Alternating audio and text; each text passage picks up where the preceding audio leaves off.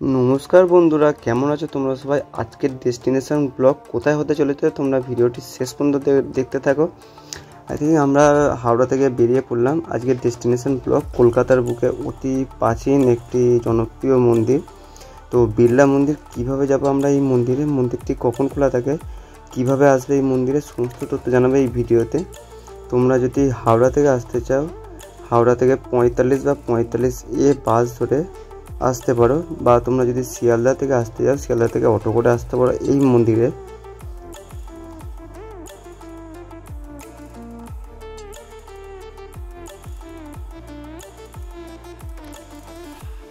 বন্ধুরা, এই মন্দিরটি বর্তমানে বালিগঞ্জের আশুতোষ চৌধুরী অ্যাভিনিউতে অবস্থিত।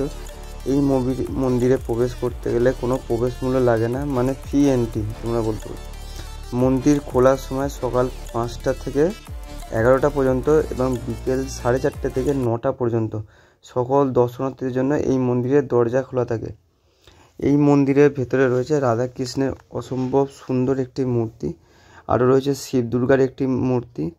সমস্ত মন্দিরটি পাথরের তৈরি এবং মূল মন্দিরের ভেতরে কোনো ক্যামেরা অ্যালাউ নেই বন্ধুরা, তাই তোমাদের মন্দিরের ভেতরটি দেখাতে পারলাম না।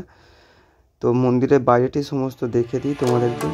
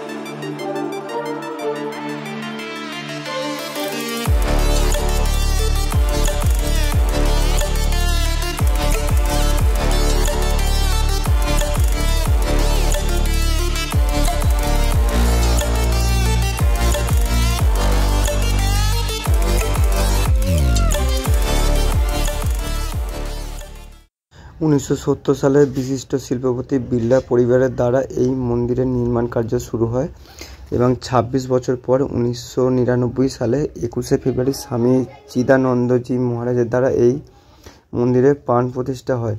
44 কাঠা জায়গা জুড়ে অবস্থিত এই মন্দিরটি রাজস্থানের লিঙ্গরাজ মন্দিরের আদলে নির্মিত এই দ্বিতল বিশিষ্ট এই মন্দির।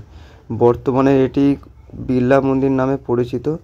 আই থিঙ্ক বন্ধুরা ভিডিওটি তোমাদের কেমন লাগলো, যদি ভালো লাগে তাহলে অবশ্যই লাইক কমেন্ট করে দেবেন এবং শেষ পর্যন্ত দেখার জন্য অসংখ্য ধন্যবাদ।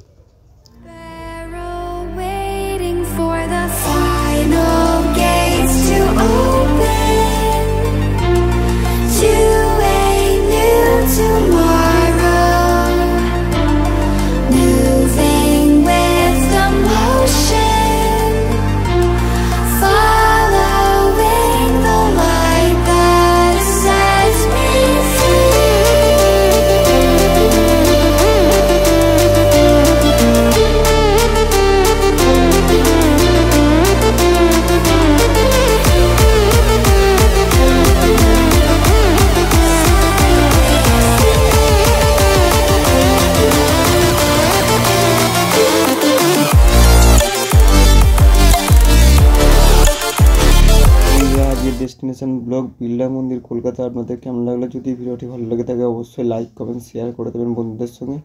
আবার দেখা হচ্ছে পরবর্তী একটা নতুন ডেস্টিনেশন ব্লগ নিয়ে। ততক্ষণ সবাই ভালো থাকবেন আর সুস্থ থাকবেন। জয় হিন্দ।